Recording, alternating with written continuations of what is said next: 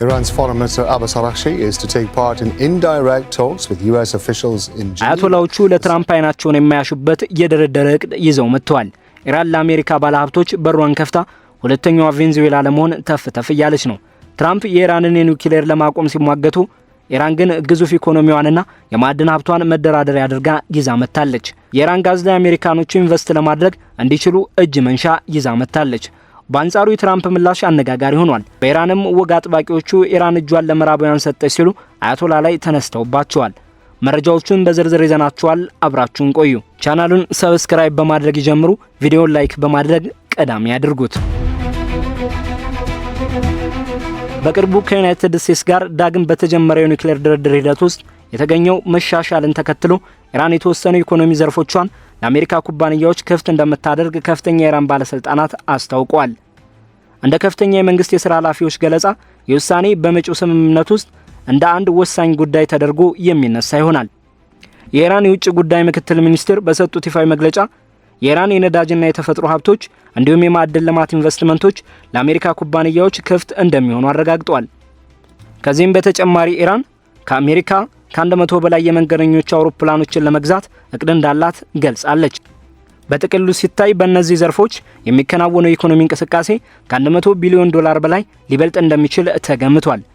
የወጡ ዝርዝር ሪፖርቶች እንደሚያመለክቱት እነዚህ የቀረቡ የትብብር ጥያቄዎች ቴህራን ከዋሽንግተን ጋር በምታደርገው የሁለትዮሽ ድርድር ላይ የታየ ግልጽ የሆነ ያቀራረብ ለውጥ መኖሩን እያሳያሉ። ሮይተርስ እንደዘገበው የኢራን የኢኮኖሚ ዲፕሎማሲ ጉዳዮች የውጭ ጉዳይ ምክትል ሚኒስትር ሐሚድ ጋምባሪ በኢራን የንግድ ምክር ቤት በተዘጋጀ ስብሰባ ላይ እንደተናገሩት ድርድሩ በነዳጅና ጋዝ መስኮች፣ በጋራ መሬቶች፣ በማዕድን ኢንቨስትመንቶችና በአውሮፕላን ግዢዎች ላይ ሊያተኩር እንደሚችል ጠቁመዋል። ጋምባሪ ሲያስረዱ የ2015ቱ የጋራ አጠቃላይ የድርጊት መርሃ ግብር ለዩናይትድ ስቴትስ በቂ የሆነ ኢኮኖሚ ጥቅም ባለማስገኘቱ አዲስ ስምምነት ዘላቂነት እንዲኖረው አሁን በሁለቱም ወገኖች የጋራ ተጠቃሚነት ላይ በግልጽ ማተኮር እንደሚያስፈልግ ገልጸዋል። የመግለጫ የተሰጠው በጄኔቫ በኦማን አሸማጋይነት ለሚካሄደው ሁለተኛው ዙር የቀጥታ ድርድር ጥቂት ቀናት ሲቀሩት ሆኗል። በልዩ መልእክተኛው ስቲቭ ዊትኮፍና በከፍተኛ አማካሪው ጃሬድ ኩሽነር የሚመራ የአሜሪካ ልዑክ በስብሰባው ላይ እንደሚሳተፍ ይጠበቃል። የአሜሪካ የውጭ ጉዳይ ሚኒስትር ማርኮ ሩቢዮ በብራቲስላቫ በሰጡት መግለጫ ይህንን አረጋግጠዋል። ሩቢዮ ፕሬዚዳንት ዶናልድ ትራምፕ ለዲፕሎማሲያዊ መፍትሄ ቅድሚያ እንደሚሰጡ አጽንኦት ሰጥተው ሲናገሩ እስካሁን ድረስ ከኢራን ጋር የተሳካ ስምምነት ማድረግ የቻለ ማንም የለም፣ እኛ ግን ይህንን ለማሳካት ከፍተኛ ጥረት እናደርጋለን ብለዋል። የኢራን ጥያቄዎች ያተኮሩት ማዕቀብ ተጥሎባቸው በቆዩና ከፍተኛ ትርፍ ሊያስገኙ በሚችሉ ሶስት ዋና ዋና ዘርፎች ላይ ነው። እነሱም ኃይል፣ ማዕድንና ሲቪል አቪዬሽን ናቸው። ኢራን 157 ቢሊዮን በርሜል እንደሚሆን የሚገመት በዓለም ላይ በሶስተኛ ደረጃ ላይ የሚገኝ የተረጋገጠ የነዳጅ ክምችት ያላት ሲሆን በግምት 34 ትሪሊዮን ሜትር ኪዩብ የሚደርስ ደግሞ በዓለም ሁለተኛ የሆነ የተፈጥሮ ጋዝ ክምችት ባለቤት ናት።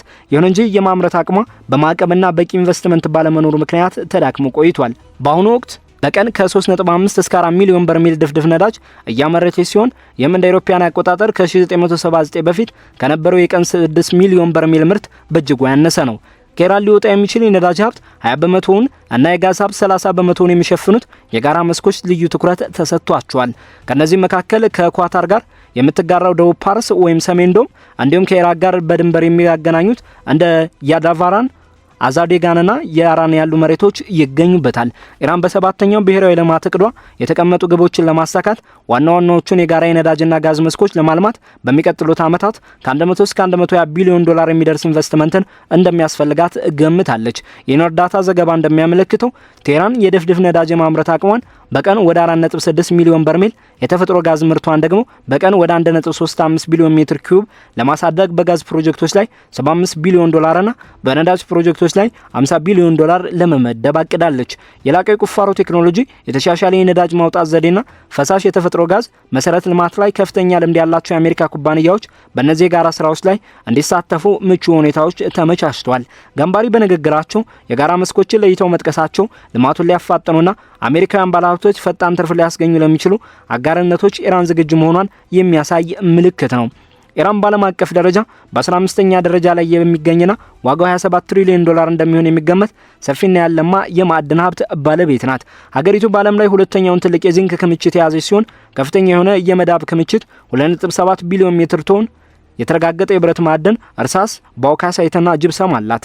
የኢራን የማዕድንና የማዕድን ኢንዱስትሪዎች ልማት እና እድሳት ድርጅት መረጃ እንደሚያሳየው ዘርፉ በአሁኑ ጊዜ ለሀገሪቱ አጠቃላይ ምርት ጂዲፒ የሚያበረክተው አስተዋጽኦ 2.5 በመቶ ብቻ ቢሆንም የሚንቀሳቀሱ የማዕድን ቁፋሮች ቁጥር ወደ 6000 አድጓል። ምርቱን እንደ አውሮፓውያን አቆጣጠር እስከ መጋቢት 22 ባለው የፈረንጆ ዓመት 485 ሚሊዮን ቶን ደርሷል። በማዕድን ዘርፉ የሚደረግ ኢንቨስትመንት በማዕቀብ ጊዜው ባለፈባቸው ቴክኖሎጂዎችና በመሰረተ ልማት ክፍተቶች ምክንያት ተገትሮ ቆይቷል። የቅርብ ጊዜ መንግስት መረጃዎች እንደሚያመለክቱት እንደ አውሮፓውያን አቆጣጠር እስከ ጥር 2025 ባሉት 10 ወራት ውስጥ ከ1.3 ቢሊዮን ዶላር በላይ የሚያወጡ የማዕድን ፕሮጀክቶች ተጠናቀዋል። እነዚህ የብረት የማዕድንና የዚንክ ፋብሪካዎችን ያካትታሉ።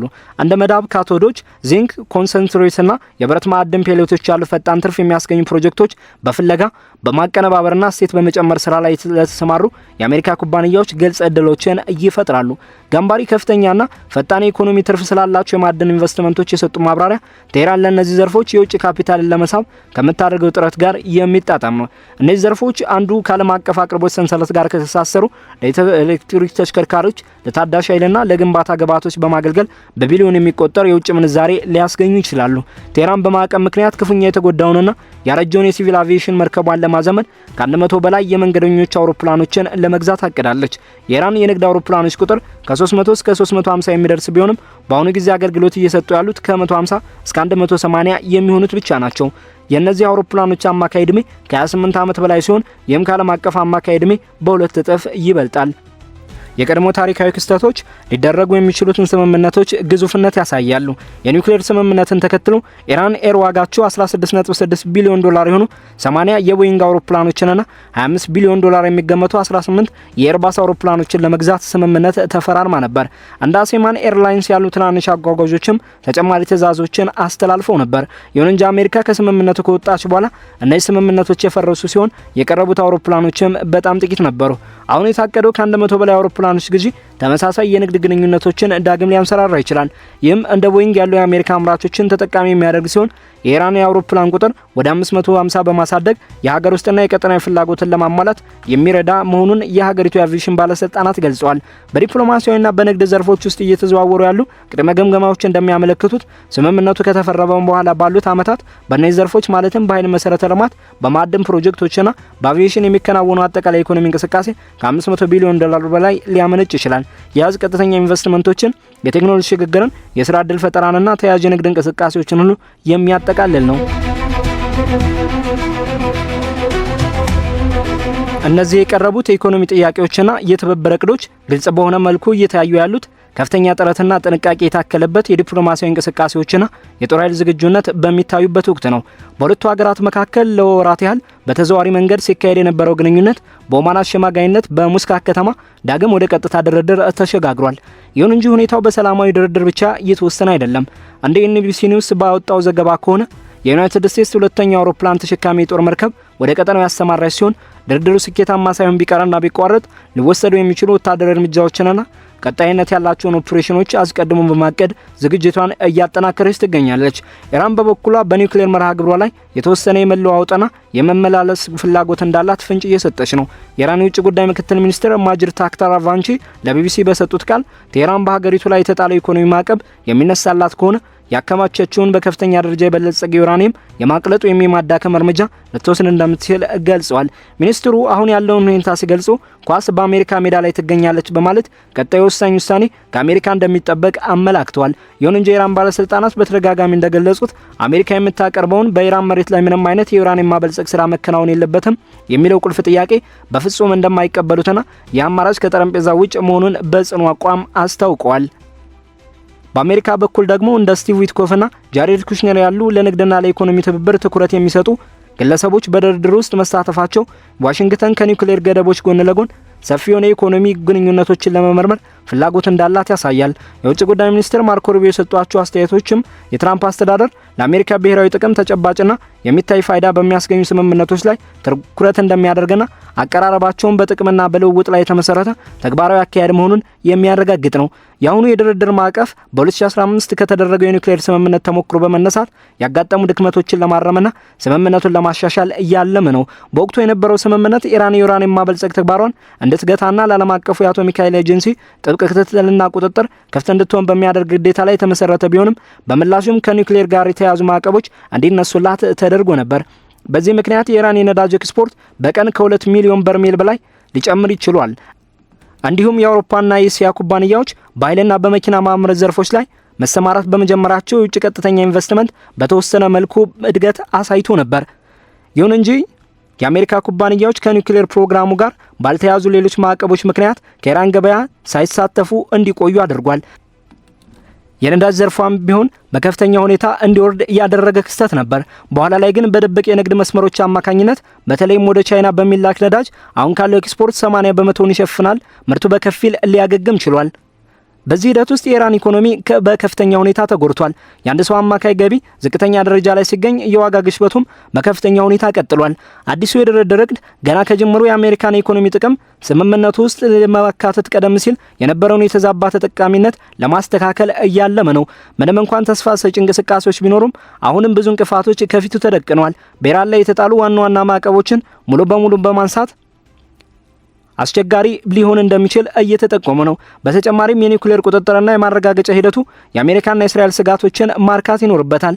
የእስራኤል ጠቅላይ ሚኒስትር ቤንያሚን ኔታንያሁ የኢራን የዩራኒየም ማበልጸግ መሰረተ ልማት ሙሉ በሙሉ እንዲፈርስ ጥሪያቸውን እያቀረቡ ሲሆን አሜሪካና እስራኤል በጋራ በመሆን የኢራን ነዳጅ ወደ ቻይና እንዳይፈርስ ለማድረግ የሚወስዱት እርምጃ በቴህራን ላይ ተጨማሪ ጫና እየፈጠረ ይገኛል። በኢራን በኩል ደግሞ በወግ አጥባቂ ፖለቲካ ፓርቲዎች በኩል የሚሰነዘረው በእነዚህ ቡድኖች በኩል የውጥና የአሜሪካ ተንበርክከዋል የሚለው ስጋት ለስምምነቱ እንቅፋት ሊሆን ይችላል።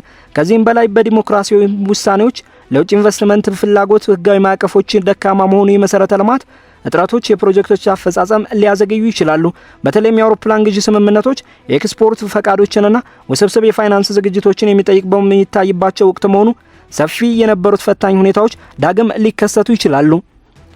የዓለም አቀፍ ገበያ ለዚህ ድርድር የሰጠው ምላሽ እስካሁን መጠነኛ ነው። ባለሀብቶች የድርድሩን ውጤት በትዕግስት እየተጠባበቁ በመሆናቸው የነዳጅ ዋጋ በአንጻራዊ ሁኔታ ተረጋግቶ ቆይቷል። ይሁን እንጂ የኢራን የነዳጅ አቅርቦት በከፍተኛ ሁኔታ ወደ ገበያ የሚመለስ ከሆነ በነዳጅ ዋጋ ላይ ቅናሽ ሊኖር እንደሚችል ተንታኞች ይገምታሉ። እነዚህን የኢኮኖሚ ክፍሎች ያካተተ ስኬታማ ስምምነት መደረጉ የቀጠናውን ፖለቲካዊ ሁኔታና አሁን ያለውን ሁኔታ ሊቀይር ይችላል። የአሜሪካ ኩባንያዎች በኢራን የኃይልና የማዕድን ዘርፎች ላይ ቦታ ማግኘታቸው ዓለም አቀፍ የአቅርቦት ሰንሰለቱን በጥቂት ሀገራት ላይ ብቻ ጥገኛ እንዲሆኑ ከማድረጉም በላይ ቻይና በኢራን ኢኮኖሚ ላይ ያላትን ከፍተኛ ተጽዕኖ ለመቀነስ ይረዳል። የአቪዬሽን ዘርፉ መዘመንም የሀገሪቱን ግንኙነት በማጠናከር የቱሪዝምና የንግድ እንቅስቃሴን ሊያነቃቃ ይችላል።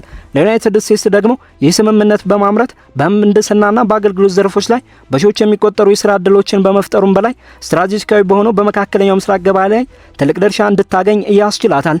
ከ2015ቱ ስምምነት በኋላ የተደረጉ ግምገማዎች እንደሚያሳዩት ኢራን ተከታታይ የሆኑ ማሻሻያዎችና ኢንቨስትመንቶች ካደረገች በ10 ዓመታት ውስጥ በአጠቃላይ የሀገር ውስጥ ምርቷ ላይ በመቶዎች የሚቆጠሩ ቢሊዮን ዶላሮች መጨመር ትችላለች። የአሜሪካ ተሳትፎ ደግሞ ይህን ቁጥር ከማሳደጉም በላይ ለሁለቱም ወገኖች የጋራ ተጠቃሚነትን ያረጋግጣል። ቀጣዩ ጄኔቫ ስብሰባ እጅግ ወሳኝ ምዕራፍ ነው። የቀረቡት የኢኮኖሚ ማበረታቻዎች በኒውክሌር ጉዳይ ላይ ብቻ ሳይሆን በሌሎች ጉዳዮችም ላይ ያላቸው ልዩነት ለማጥበብ በቂ መሆን አለመሆናቸው ይሄ የድርድር ዙር ወደ ዘላቂ ስምምነት ያመራ እንደሆነ ወይም ወደ አዲስ ግጭትና ፍጥጫ የሚሸጋገር መሆኑን የሚወስን ይሆናል። ድርድሩ እየገፋ ሲሄድ የማዕቀብ መነሳት ጉዳይ ከአሜሪካ የንግድ ድሎች ጋር በቀጥታ መያያዙና በዩናይትድ ስቴትስና በኢራን መካከል ለረጅም ጊዜ የዘለቀው አለመግባባት ወደ አዲስና ተግባራዊ የታማኝነት ደረጃ መሸጋገሩን የሚያሳይ ነው። ይህ በእንዲህ እንዳለ የዓለም አቀፉ ማህበረሰብ ትኩረት ሁሉ በጄኔቫው ስብሰባ ላይ አርፏል። የሁለቱ ሀገራት መሪዎች የፖለቲካ ፍላጎትና የኢኮኖሚ ተጠቃሚነት ሚዛን በመካከለኛው ምስራቅ ብቻ ሳይሆን በዓለም አቀፍ የንግድና የፖለቲካ ስርዓት ላይ ትልቅ ለውጥ የማምጣት አቅም አለው። የኢኮኖሚ ትብብሩ እንደ ዋስትና ተወስዶ የኢኮኖሚ ስምምነቱ የሚጸና ከሆነ ይህ የታሪክ አዲስ ምዕራፍ ሊሆን ይችላል።